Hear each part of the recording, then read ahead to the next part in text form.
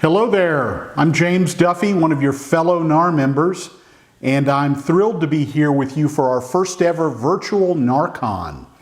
While I certainly wish that we could all be together at some sort of nerdy, cool rocket nirvana like recent years, I thought the virtual format of this year's NARCON would offer a unique opportunity to bring everyone into my workshop where we can do some cool stuff right here on my benchtop.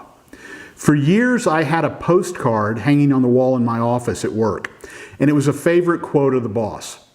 It may have originated with Pablo Picasso, but the source really doesn't matter. The main idea is that great work is not necessarily the result of any divine spark or revelation, but rather building on the good ideas of others and repackaging those ideas in different ways, ultimately creating something new, hopefully great, and exciting.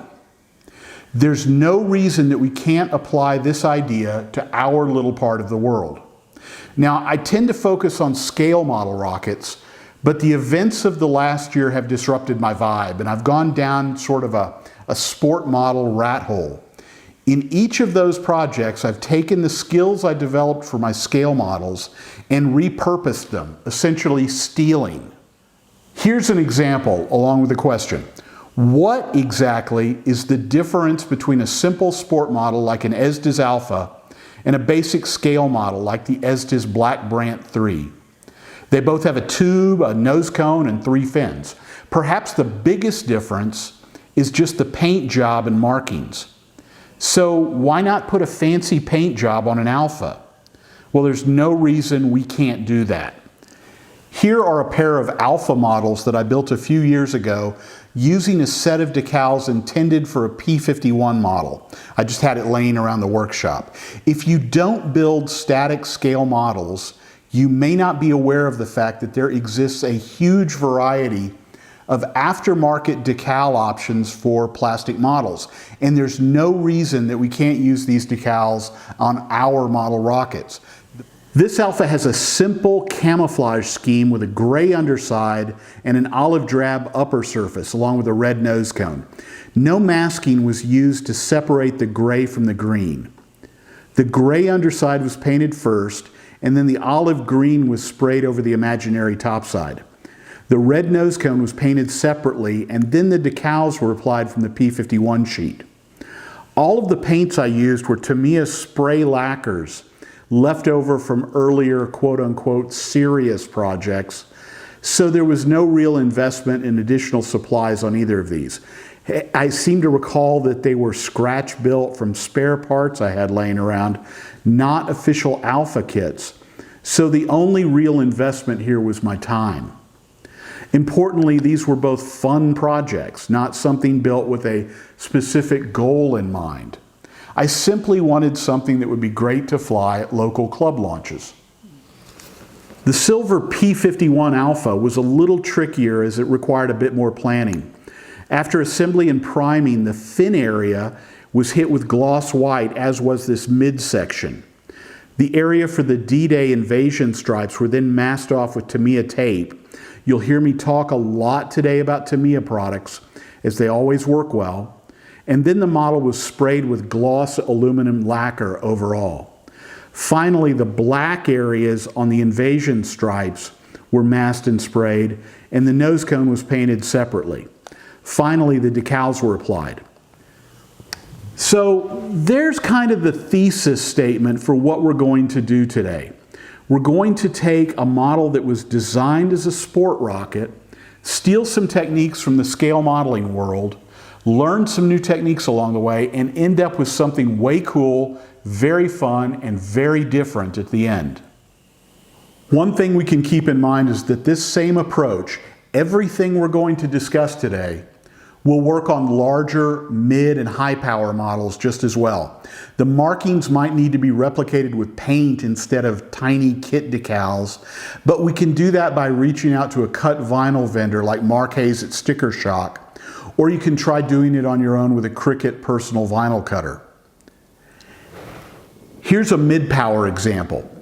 I've built a bunch of bumper whack models over the years, so when Estes released their 4-inch Red Max kit a few years ago, I bashed together a 2-stage version using that kit plus a regular size Red Max, creating a 2-stage rocket I called Der Bumper Max. Most of the markings were masked and painted, but I had Mark at Sticker Shock cut the mission number decals to add that final touch. With the new 3-inch diameter Red Max due soon from Estes, I've got an itch to do something very similar with an Allied D-Day theme, perhaps like the Alpha project we saw a moment ago. Maybe I'll call it a GI Max. For our first project, let's take a look at the Estes Explorer Aquarius. This kit was first released 30-ish years or so ago and has recently reappeared. It's a cool idea, an outer space vehicle sporting a crop of fuel tanks, not unlike early interplanetary concept art. When I look at these tanks though, I see something altogether different. Rather than fuel tanks, I see a train with a wide assortment of colorful boxcars. So we're going to build that. Basic construction of the space train will be pretty much by the book, with one notable exception. We're going to cut each of the aftmost fuel tanks into 2 separate cargo container pieces, giving us 24 separate pieces all the same size, not unlike standardized rail cars. Here's the main structure of the rocket already assembled and primed. The attachment locations for the simulated train cars or cargo containers have already been marked with strips of masking tape. When the time comes for final assembly, we'll simply peel off the paint, exposing bits of bare tube underneath. I'll go off camera now and spray some paint. The main airframe has been painted with dark red-brown spray lacquer, mimicking the vibe of an old train caboose. In a concession to the fact that this is a representation of a proposed space vehicle, the fin can area has been masked off and sprayed with a very purposeful looking dark metallic color. You may catch a hint of the pre-shading that I did up here on the forward section. We'll talk about pre-shading more when we move on to our next project. The original kit decals feature some simulated solar panels that are designed to be applied to the fins. Rather than use these, we can use pieces of styrene sheet that have been pre-engraved with a 1/8 inch square pattern. We've already cut these new solar panels to size and painted them with metallic blue lacquer. There's still something missing though. These panels are simply too clean and too monolithic. There's a quick and easy fix to that though. We're going to apply a contrasting wash to the crevices on the panels, then wipe off the excess. Again, we're going to use a Tamiya product, a black panel line accent color. It's very easy to use. The accent is brushed on quickly. Get a little more here.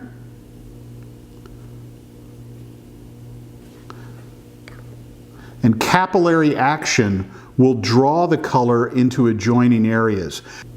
Before it dries, the excess is wiped away from the raised areas.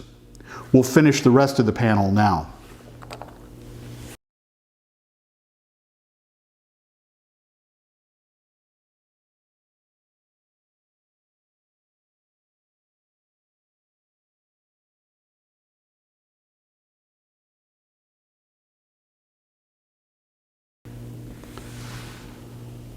There, this panel is complete. I've got 5 more panels to do and we'll be ready to attach them to the fins. Here are 6 completed solar power panels. Next, we'll attach them to the fins with double-sided tape. Double-sided tape will be discussed in depth during our next project in a few moments. The display nozzle included with the kit was painted first with black lacquer, then oversprayed lightly with gunmetal. Next, we're going to airbrush a touch of copper to the open end of the nozzle to create the illusion that this is a frequently used component.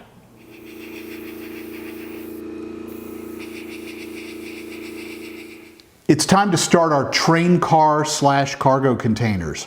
Each container will get a unique paint job. I've already assembled and primed the 24 individual units. These are just a few of them. Just for fun, I've put together a list of brands that we can use as we paint and decal these, each based on a fictional or defunct company. Essentially, each container will be a separate, distinct modeling project. A sheet of decals has been whipped up in Adobe Illustrator with logos for our cargo containers, and I have plenty of different paint colors ready to go, so we'll end up with a wide variety of looks. The process that I use for printing and coating decals is one that Jim Filler taught me years ago, and he learned it from the late John McCoy. An overview of that process can be found on the NARHAM's website.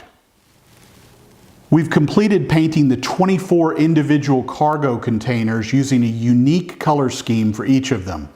Essentially, I rated just about every spray lacquer can that I had on the shelf for the base colors. I then used my collection of acrylics to airbrush the contrasting detail colors that you see here. Our next task will be to apply the corporate logo decals to each of these. The decorations on our cargo containers are complete now. Like real train cars, we've added a bit of a bonus in the form of some random graffiti. There's some on this one. Here's some more. The Zima car has some. Acme Corporation, Enron, all have been hit with graffiti. These markings are from a set of N-scale graffiti decals, another fun idea that I've swiped from the model railroading world. Our containers are still a bit on the glossy side, but we'll knock down that shine when we apply a matte finish after final assembly. The Explorer Aquarius kit comes with a really neat assembly jig that we can use to install the completed cargo containers. However, it's designed for the longer rear tanks that are included with the kit, and earlier in this project we cut those rear tanks into shorter units. There's an easy fix though. Just install the 12 forward cargo containers and then flip the model around. We can use the front half of the jig now to install the rear tanks. Our nose cone / command module has been pre-shaded, primed, and painted with a couple of coats of matte white lacquer. After that cured, we applied 2 coats of pearl white as a final color. The pearl white looks great, but it tends to be translucent, which is why we painted the matte white layers first. Next, we'll mask off the canopy area and apply some semi-gloss black with an airbrush. We can then finish off the command module with some decals. I hadn't planned on showing this next step on camera, but the masking job amused me so much that I changed my mind. The curved bits of masking tape in here were created by using a French curve to guide the blade against a wide bit of tape.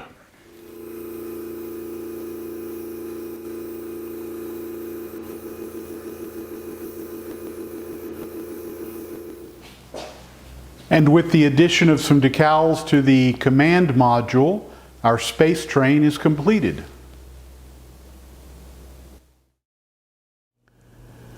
Now let's have some more fun.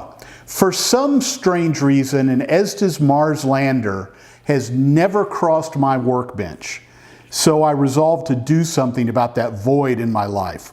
My good friend Jim Filler hooked me up with a copy of the Semrock reissue of the kit. Now we could just do a standard build, but that's not going to happen in this dojo. So let's steal some ideas from the history of the lunar module used for the Apollo program. The early concepts for the moon lander were very cool. They were much simpler and sleeker than the actual flight articles. By the time Apollo flew to the moon though, the actual lunar module hardware was much more purposeful. It was more colorful. It was more utilitarian than the concepts. So what if we steal the idea that the Estes Mars lander was based on a similar early concept? What would the actual production Mars lander have looked like? Well, we're going to find out. One thing I'd like to try as part of this project is to use as little paint as possible.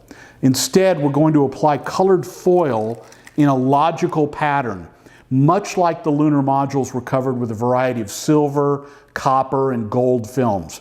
Here's a variety pack of colored candy wrapper foil that I found on Amazon for about 10 bucks. We're going to build up the leg assemblies on the Estes kit, or the SIMROC kit rather, and then cover them with a variety of foils, kind of like a real exoatmospheric space vehicle. The Apollo lunar module used a variety of thin metallic coverings in different shades to cover various parts of the craft. And we're going to do exactly the same thing. Applying the foil to the parts is easy to do as long as you use the right double-sided tape. The scrapbook grade stuff you'll find at your local office supply store is not the right stuff. Instead, you'll want to use 3M type 465 or 924 tape. This is normally sold in bulk through industrial suppliers like Grainger or Uline, but I've been able to source single rolls via Amazon. We're going to use some scrap material. This is just a square of balsa here, and I'm going to demonstrate the technique we're going to use to you. We're going to take a piece of the double-sided tape, apply it to the substrate, the material, in this case the balsa, and then peel it up.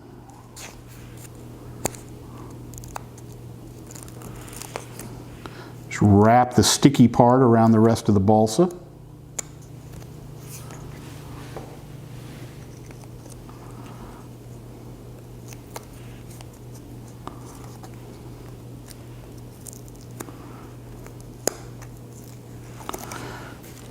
There, we've got our double-sided tape in place. It's a little awkward to handle, but you'll get used to it after a while.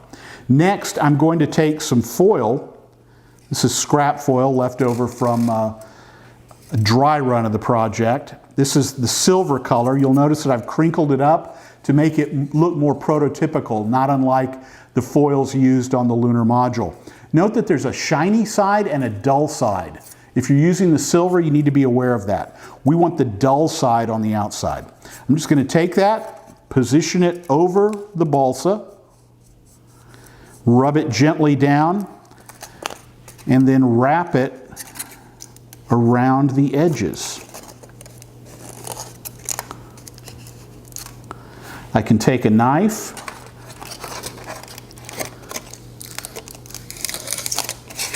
trim off the excess. On the actual product, we'll get a little more elegant than this.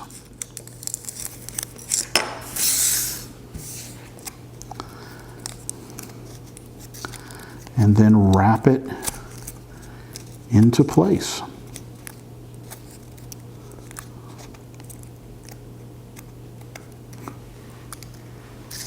There, we've got a part, a dry run part, ready to go. So let's set that scrap to the side. Here's a completed leg assembly from our SIMROC kit, already covered with foil. We're going to start with the assembled landing gear mount, leg panel, foot pad, and strut brace assemblies. We're going to apply the foil and then bring all the parts together. All of this is done just like the instructions dictate. We're just interrupting the process occasionally to apply the foil. You'll also note that I've pre-painted a couple of the parts black that will have areas that are not covered by the foil. I've also pre-wrinkled all the material to give it that exoatmospheric prototype look. Let's start with a foot pad with the video sped up to hurry things along. We'll cut out 2 circles of foil, a little bit bigger than the foot pad. We'll apply some double-sided tape, add the foil, and smooth everything into place.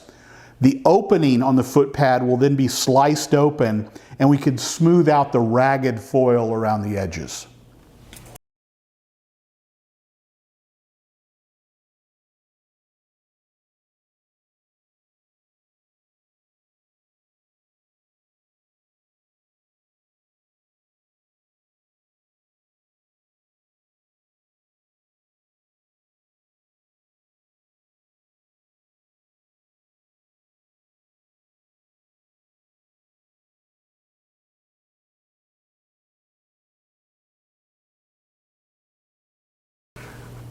And there's our completed foot pad.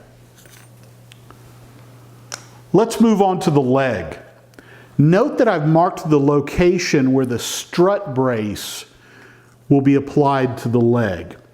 Eventually that's going to be a glue joint, so we won't want any foil or double-sided tape in that location.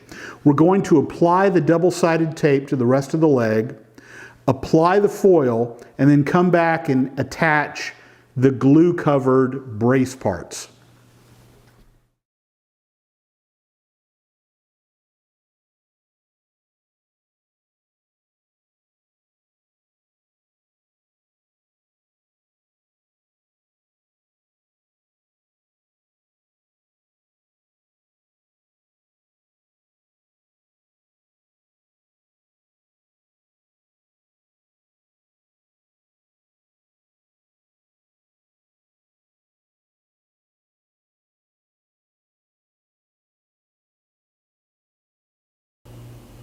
And with that, our leg strut is covered. One side of each leg brace gets a covering of gold foil, and then we trim away the excess. I painted these black first, as portions of the part won't be covered and will ultimately be visible, especially along the edges.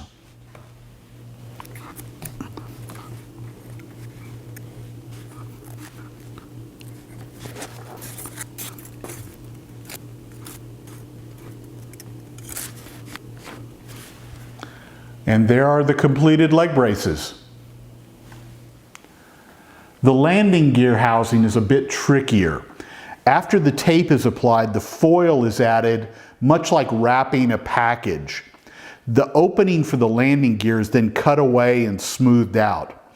You can see why we pre-painted this part in black, because the interior surface peeks out a little bit. If the raw balsa were visible, it would mess up the look of the part. Let's get started.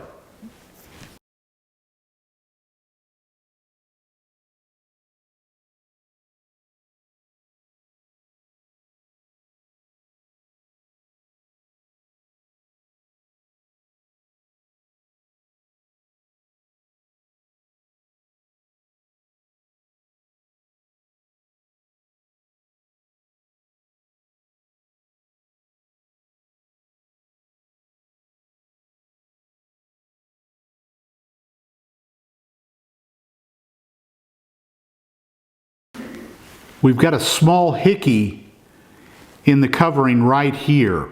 This is a great opportunity to show you how we're going to fix that. I take a small piece of the double-sided tape, slap some scrap foil down onto it, and then literally cut out a patch the size and shape that I need.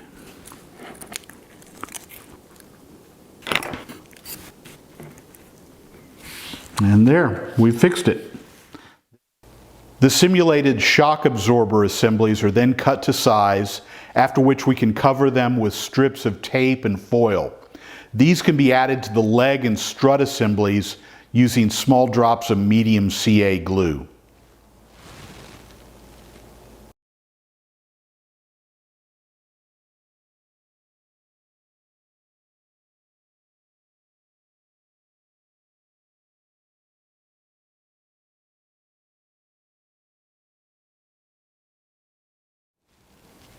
Now that we're done with the leg assemblies, the time has come to add foil to the main airframe section, what the kit calls the descent stage. Here's a section that's already completed, so we're going to add the foil to the next quadrant. Note these little pencil lines I've drawn lightly in to guide me. After the large section of foil is in place, there will be a small bare section right above here, above the hinge, that we will need to cover with a small foil patch.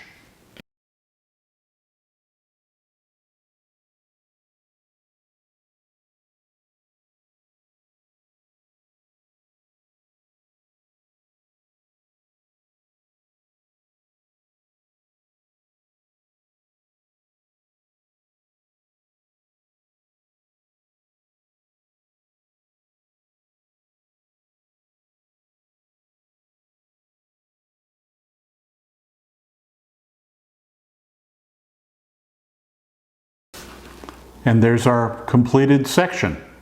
We'll complete the other two sections off camera. You'll note that the look of the workbench has changed a bit as we're about to start spraying some paint with an airbrush. If you recall the photo of the lunar module from earlier, there were some random black patches on the vehicle. These were used primarily for thermal management on the lunar module. Basically, these were places on the vehicle where the designers wanted heat to be absorbed rather than reflected, which was the job of the shiny foil. I've masked off a couple of sections that look vaguely LM-ish on either side here, and they look kind of purposeful. Again, we're stealing ideas from the real hardware. The airbrush we're going to use is a simple single action Pache Model H, and I'll be spraying Tamiya flat black acrylic paint.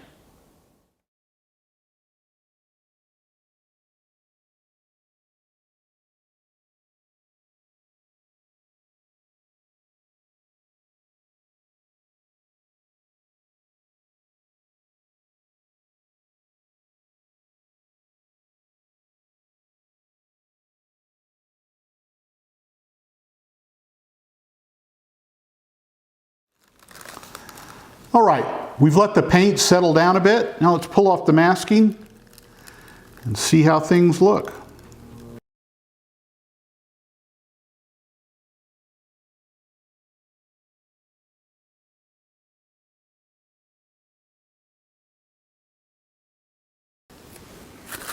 And there's our second section. I'm really pleased with this. It looks like parts of an actual lunar module. The time has come to begin work on the upper section of the Mars lander. Much of this will be done exactly like the directions dictate, with a handful of changes that we'll cover.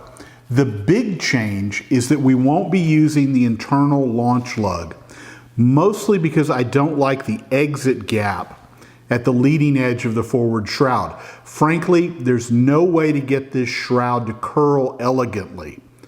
Instead, the kit part is going to be used as a template to cut a new shroud from 010 styrene sheet without cutting the notch for the lug.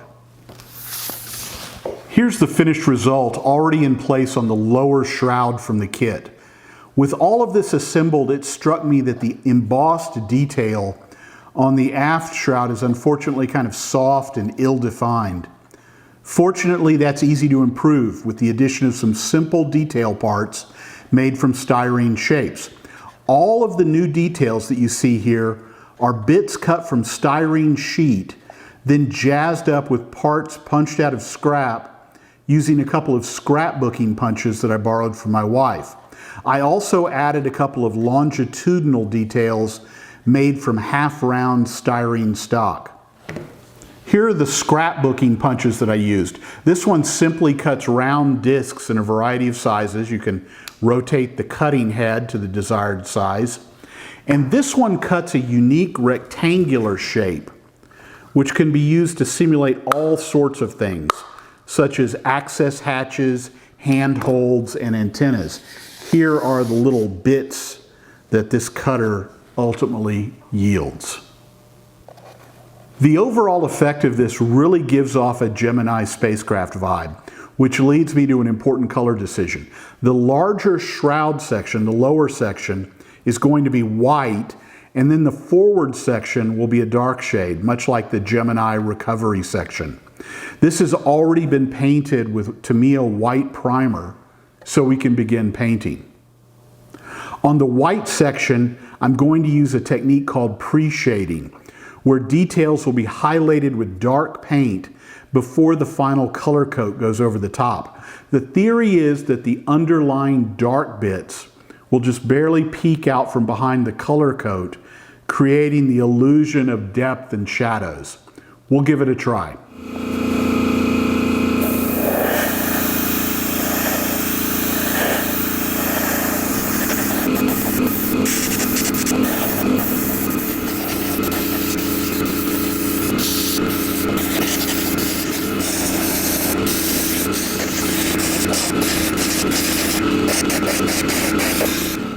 And with that, we're done pre-shading the upper section of our Mars lander. Again, we didn't need to be particularly neat or clean about this. All we want to do is put shadows in place so that when we go back over this with a lighter coat, those shadows will barely peek out to again give the illusion of depth.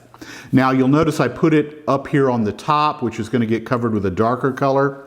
That won't peek out nearly as much, if at all. It's just good practice and good skills building for me to go ahead and do it on the whole piece. I've zoomed in just a little bit here.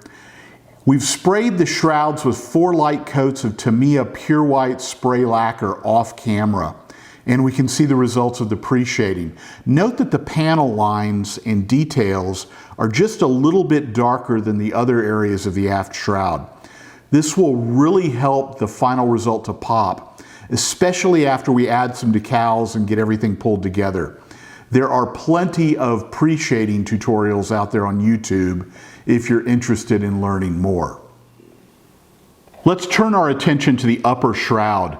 Continuing on our Gemini theme, this is going to be airbrushed with Tamiya semi-gloss black acrylic.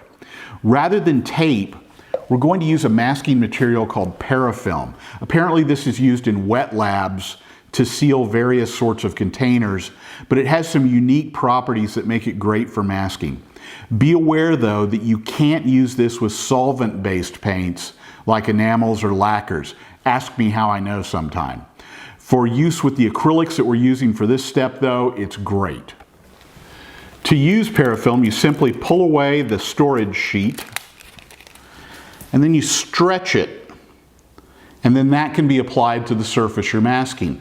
It's very flexible and conforms to the details on the model very, very well. I've pre-masked a couple of sections here along the conduit details that I know the parafilm will have some difficulty with.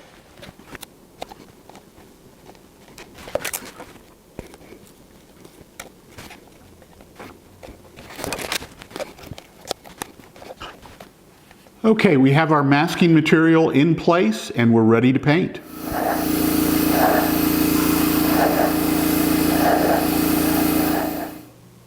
Okay, the black paint is in place. Let's go ahead and remove our masking materials.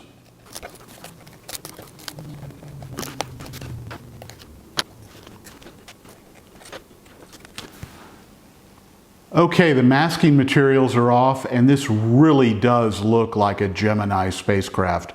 I would love to have a beer with whoever designed this model and find out if that was intentional. During the test fit, it occurred to me that the foiled sides of the descent stage were just too stark and plain, even with the black areas that we painted. We can fix that pretty easily though. We're going to steal ideas from the lunar modules that flew to the moon. The bottom half of those spacecraft were covered with all sorts of cool little storage containers for the tools used on the lunar surface, along with experimental gear and even antennas for radar, telemetry, and communication. By raiding the styrene scrap box again, we can create our own versions of those bits, painting them in a variety of shades that will break up the look of the large foiled surfaces on our model. Here I've got a couple imaginary racks that might go on like this. Here's maybe that's a sample return container that could be mounted on one of them. What else have we got here? Here's another equipment box that can go somewhere. Note also that I've added a couple micro rail buttons here. Here's a couple other bits that can be added, maybe some type of emergency equipment or some type of liquid fuel or something that can be added. Here are some radar antennas that we can add somewhere. My thinking was this one could be mounted somewhere in here, which will rationalize that diagonal line we created. This might be a radiator for some type of high heat system. We can add that there. The idea is that we can create whatever we want here. We're not bound by the rules of scale modeling here. We can use our own imagination. We can even steal ideas from the real world if we want. So that'll be really cool when we get it all put together. Time to add some decals to the parts of the model. These are the kit decals, which frankly are a bit underwhelming. I may use the US flag, United States lockups, and the vertical USA bits, but the rest will be added from my decal stash. Speaking of my decal stash, here it is. Over the last few decades, I've purchased a bunch of decals, usually from the clearance bins at model shows. I've found that having a variety of marking options are a great way to put the finishing touches on a model. I've gone through the binder though and pre-selected a number of options for our reimagined Mars lander.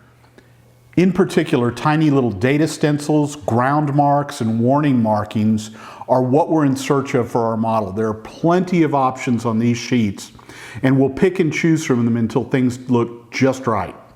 Now, I admit that saying just raid your decal stash is a bit of an absurd thing to say. So here's an idea of a single sheet that would be great for this project. This is a set of data stencils for a 1/32 scale USAF F-4 fighter. And it has all sorts of cool stuff that we can use for a variety of projects. In addition, I may also be using these flag United States lockup markings that came from the Estes Little Joe kit when it was released several years ago. So let's put on some decals.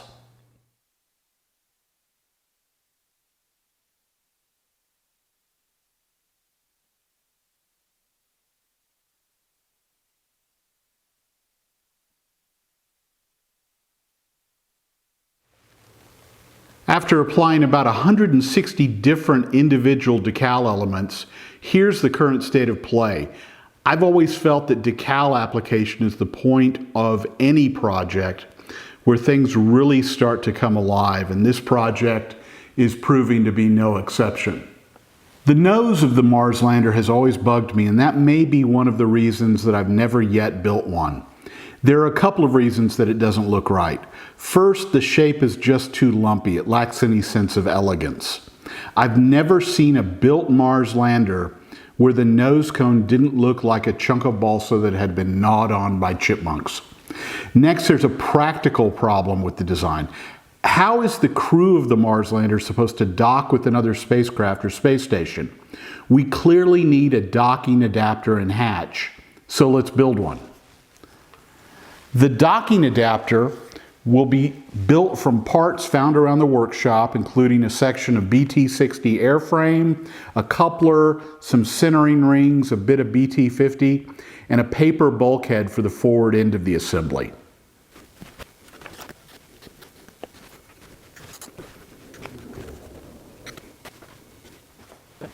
Okay, we've allowed the two sections of our nose assembly to dry just a little bit, and now we're going to bring them together.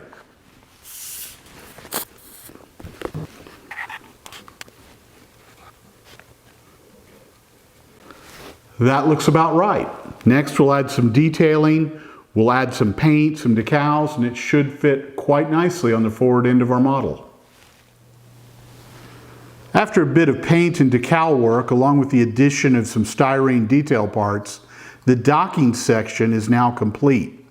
Just for grins, the kit nose cone was painted and decaled as well, so we have a choice between the new and the old interpretations. And there is our completed, reimagined Mars lander ready to fly. Finally, here's an unfinished project that's currently in work, an old Estes Maxi Brute Star Wars X-Wing fighter. This kit was purchased years ago in anticipation of doing a really detailed build of an X-Wing, trying to be as faithful as possible to the filming miniatures.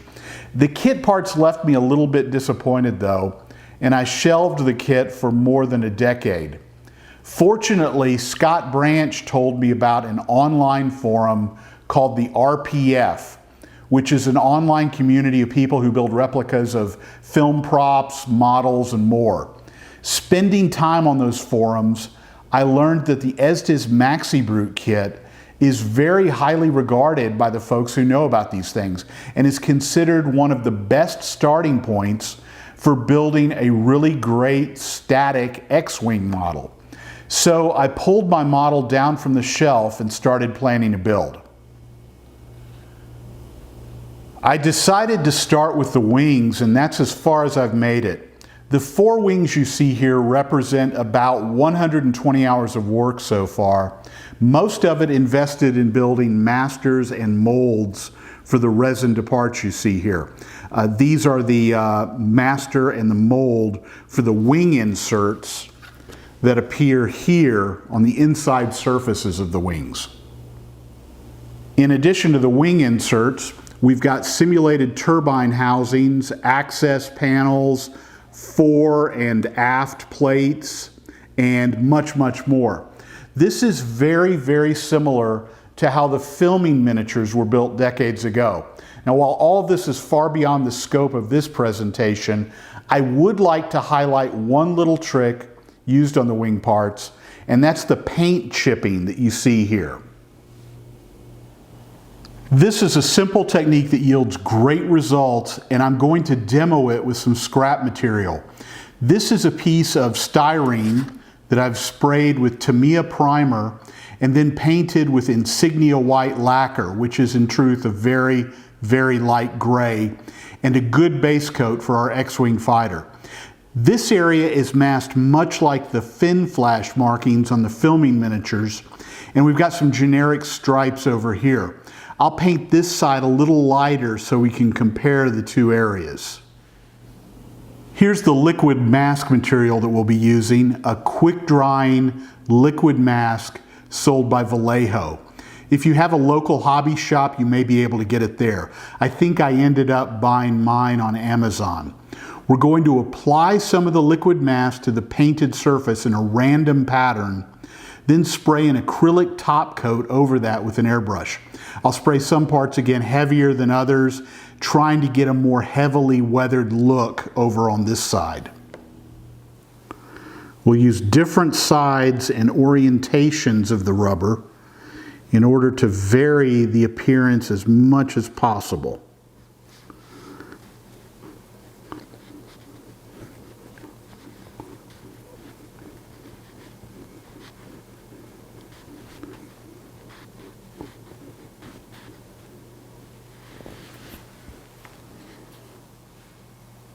After this dries for a few minutes, we can spray the color coat over the top.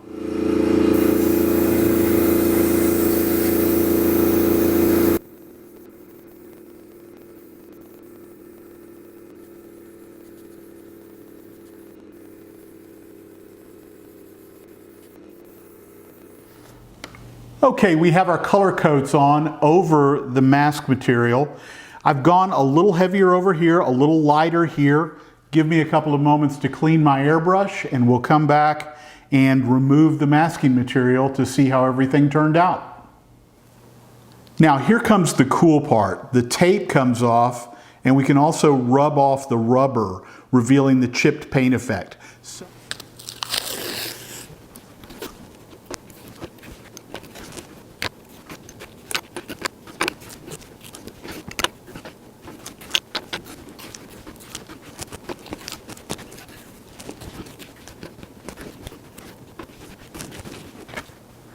Okay, all of our tape is off and the rubber is still in place for the most part.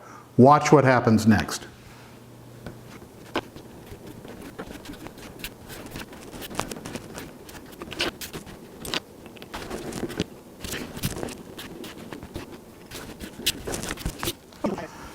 Okay, we've still got a little bit of cleanup to do, but you get a great idea of how this technique works. Again, it's very simple and it's a great tool to have in your bag of tricks. Come back to NARCON next year and perhaps I'll have the rest of this X-Wing project completed. That brings us to the end of our presentation. Here's the collection of projects that we worked on over the last hour, all of which featured techniques that we borrowed from the scale modeling world. Thanks for taking part. If you'd like to take part in the question and answer period, please return to the virtual NARCON agenda page and log into the Real Artist Steel Q&A session.